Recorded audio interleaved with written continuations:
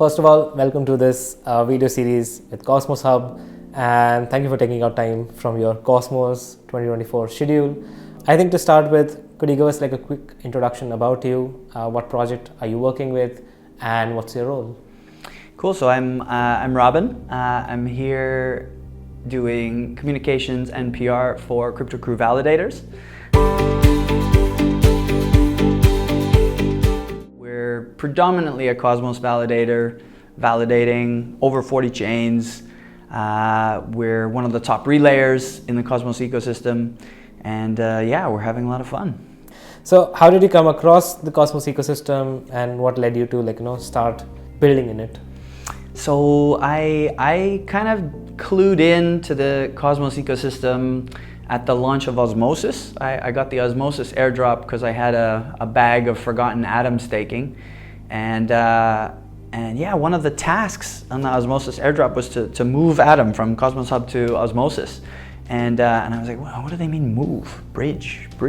Is it the same thing? And I did it. I was like, holy smokes, this is fast and smooth and cheap, and I realized, like, wow, they did it. The Cosmos did it. They did inter-blockchain communication, and I was totally blown away. And from then on, Cosmos has been just a singular focus of mine. You are working with a validator team now, and I'm pretty sure you are in talks with a lot of builders in the space, not just founders, not just community members, but also validators. What do you think among the discussion is like few values that really attracts developers and builders to Cosmos? I think the Cosmos is one of the only crypto ecosystems remaining that still has deeply cypherpunk roots. I think in the Cosmos, we are building tools for financial and technological freedom in a way that is not value extractive, in a way that promotes communities to define themselves and accelerate themselves. And with that comes all the tribalism that originated in the multi-chain but not interchain ecosystem. And so, now we're way ahead of the curve. I think Ethereum at one point was the frontier, and now Cosmos for sure is the frontier. And we're learning a lot of lessons the hard way. But I think the values of sovereignty and interoperability, financial and technological freedom are very, very present in all stakeholders in the Cosmos. Where do you think Cosmos is headed in the coming 1 or 2 years? There are a lot of interesting modules that are sort of gaining great momentum. Some of them have started getting, for example, interchain security started getting consumer chains now. Where do you think it's headed, and according to you? So I guess this question has kind of two pieces, right? So the first one is the Cosmos Hub, and the second is the Cosmos ecosystem. Yeah.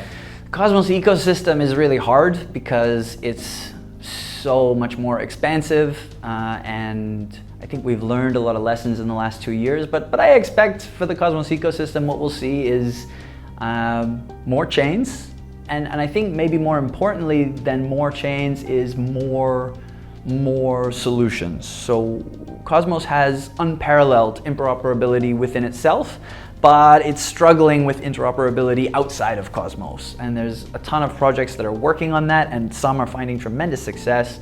We've got Nomic in Babylon working on interoperability with Bitcoin. We've got XLR handling interoperability with Ethereum. We also have IBC 2.0, which was just announced this week, which is supposed to be kind of an EVM compatible IBC. So I think that is going to be really exciting when it comes to market. So I hope in the next 2 years, we're going to see the interoperability values of Cosmos and IBC start to expand into other ecosystems. And I think that those ecosystems are going to see what a powerful tool that is. For the Cosmos Hub, the Cosmos Hub is also complicated, but I think there's an incredible amount of brain power behind the Cosmos Hub. There are some really focused and talented builders, and I'm hoping that the Cosmos Hub will continue down this path of making it easier to launch an application with a lot more sovereignty and with a lot more flexibility.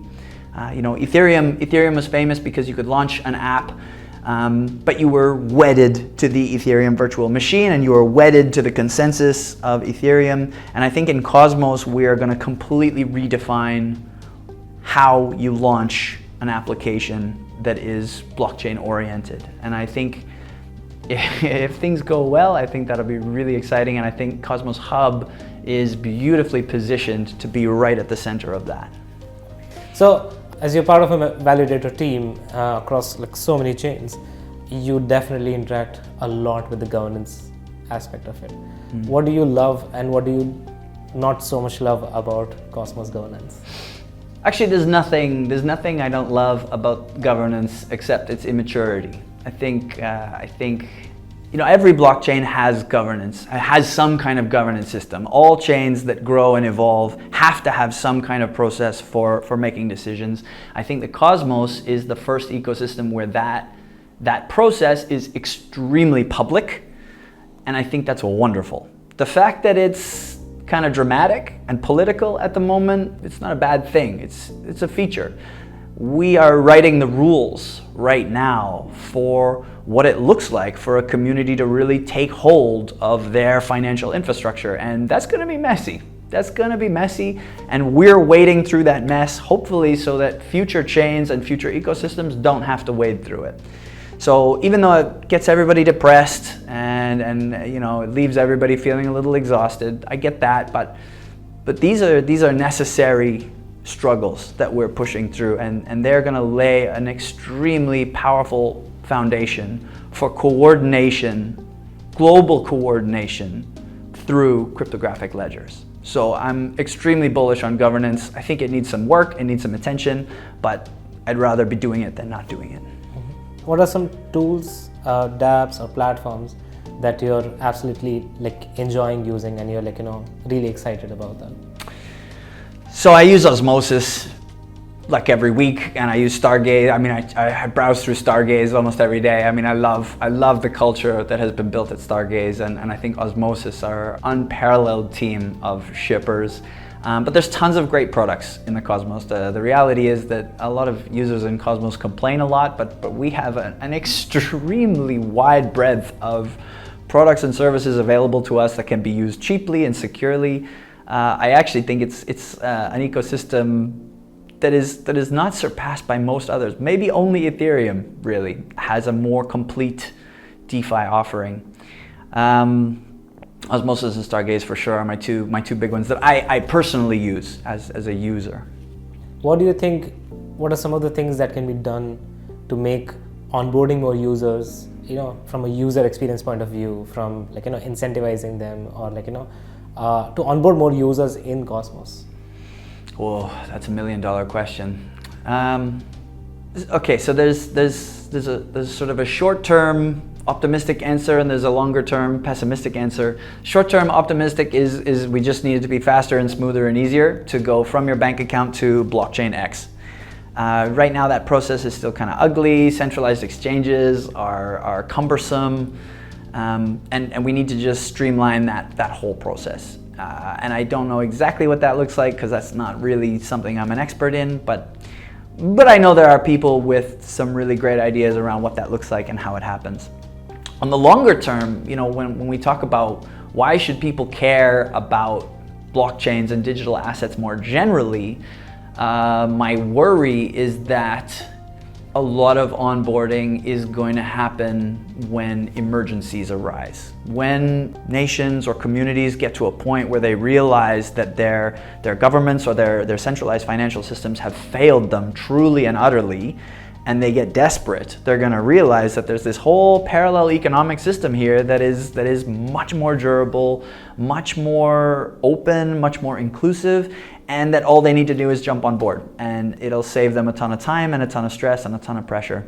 I hope that we can get people on and into it and paying attention before these kinds of emergencies happen. But it also tends to be kind of the reality that, where are we seeing crypto adoption? We're seeing it in places like Argentina, in Nigeria, in Turkey, where their existing financial systems are failing them really badly, and it's hurting everyday people in a way that lots of the rest of the world doesn't have to worry about at the moment. So if you're not getting hurt by it, I think the incentive is lower, but history shows us all these systems start to crumble at some point. So I just hope that we can get enough people on board so that if it happens, when it happens, they know where to go. I'm going to jump into the rapid fire section. Go for it. ATOM as a token, would you sell it or compound it? Ooh, look, I can't tell anyone what to do with ATOM, but if you are going to compound it and you are going to hold your ATOM, you can stake with CryptoCrew Validators and we'll be there for you. Why do you think cosmonauts should hold ATOM? So I think you should hold a token when you understand what it's for. And I think the ATOM token is designed to give people ownership of the products that are building on interchain security. And so if you want exposure to chains and projects that decide to launch on interchain security, holding and staking ATOM is your easiest and lowest effort path to that. So that's for sure the biggest reason to hold ATOM. Who do you think should be the CEO of Cosmos? I don't want the Cosmos to have a CEO. I think individual projects need to have CEOs, but I'm quite happy with the mess that we're in, to be honest. Messy is important in this stage, so I don't need a CEO. Your favorite interchain wallet? So I do all of my crypto stuff on my laptop. So I'm very much a Kepler guy because I think they have the best laptop experience. But I know Leap is also doing some amazing stuff with mobile. So users who like to play with mobile should definitely look at Leap. An underrated project in Cosmos that definitely needs more eyeballs on it? Oh, all of them. Yeah, the Cosmos overall is underrated. So I think once people start paying attention here, there's going to be some serious explosive growth. Governance proposal on Cosmos Hub that you very vividly remember participating in? The permissionless ICS launch was really huge. I think permissionless interchain security is a fantastic product, and so that one was quite recent. So it's kind of at the front of my brain. At CryptoCrew, we're actually working, onboarding new chains, and we're helping them get launched and get settled and understand how the tech all works. So we're really excited about permissionless ICS. What growth metric do you think is a great indicator of tracking Cosmos's progress? I think number of chains is interesting, but not by itself. I think we need bigger volume. I think volume on whatever, volume on Osmosis, volume on Stargaze, volume in Nolus, volume in DYDX. All of these volume metrics on chains is going to be an indicator that these applications are popular. So volume, number of chains, number of users, but that's hard to measure in crypto. So, if you could change one thing about Cosmos overnight, what would that be? Honestly, like I said, I think a lot of this negative stuff surrounding Cosmos right now is really good. Bitcoin has an absolutely violent history, and it's now one of the most durable, trusted assets in the world. What Cosmos is going through now is akin to those very difficult moments in Bitcoin, and I think we're going to emerge with a whole ecosystem of durable, trusted assets. And so, yeah, right now I think I personally wouldn't know exactly what one thing to change. We probably need more people. We need more perspectives. We need more diversity in this space. I think that'll help everything, but it'll also make things more complicated. So not everybody wants that. If you were to give a tagline or a catchphrase about building on Cosmos Hub, what would that be? The Cosmos Hub should be the best place to launch a chain or a chain-like application.